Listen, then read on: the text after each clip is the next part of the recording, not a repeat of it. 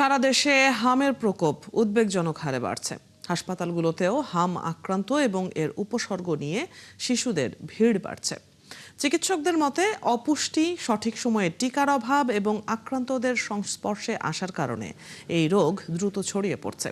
স্বাস্থ্য অধিদপ্তরের তথ্য মতে গেল ২৪ ঘন্টায় হাম ও এর উপসর্গ নিয়ে ৩ জনের মৃত্যু হয়েছে।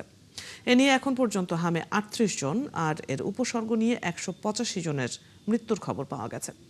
এদিকে উদ্বেগজনক হারে হাম রুবেলার প্রকোপ বেড়ে যাওয়ায় সারা দেশে চলছে টিকাদান কার্যক্রম। এর আওতায় ৬ মাস থেকে ৫ বছর বয়সী প্রায় ১,৮০,০০,০০০ শিশুকে টিকা দেওয়া হবে। এছাড়াও পরিস্থিতি নিয়ন্ত্রণে নানা উদ্যোগ নিয়েছে সরকার।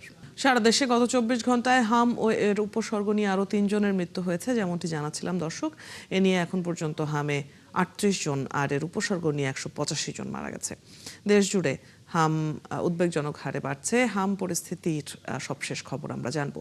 যুক্ত হচ্ছেন সহকর্মী মেহেদী হাসান।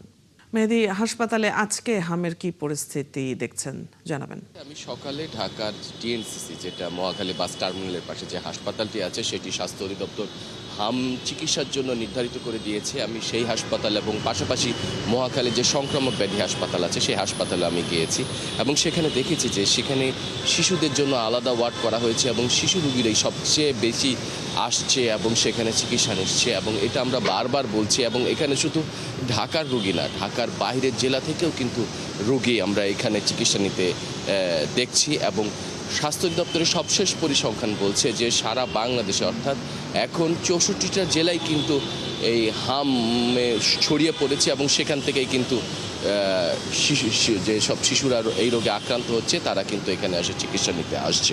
এবং আপনি যেভাবে বলছিলেন যে আসলে মৃত্যুটাও কিন্তু বাড়ছে।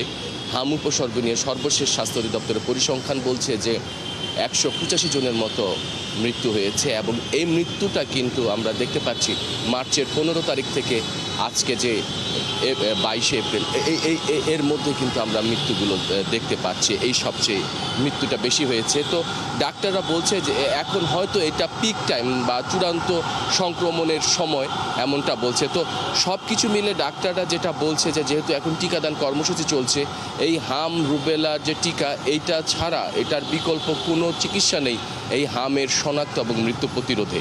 যেহেতু ৬৪টা জেলায় এই মুহূর্তে হাম ছড়িয়ে পড়েছে, তো সেখানে বলা হচ্ছে যে বারবার যে এই টিকার নেওয়া ছাড়া এই রোগ কোনোভাবে নিয়ন্ত্রণ সম্ভব না এবং এই টিকা নেওয়ার পর হয়তো স্বাস্থ্য অধিদপ্তর আশা করছে যে আগামী ১ মাসের মধ্যে হয়তো এই রোগটা নিয়ন্ত্রণে আসবে। অদিতি। মেহেদী, আপনার কাছ থেকে আমরা সবশেষ পরিস্থিতির খবর জানছিলাম। আপনি খবরাখবর রাখছেন নিশ্চয়ই। পরবর্তীতে আবারও কথা হবে। দর্শক সহকর্মী মেহেদী হাসান ঢাকার বিভিন্ন হাসপাতালে হামের পরিস্থিতি জানাচ্ছিলেন।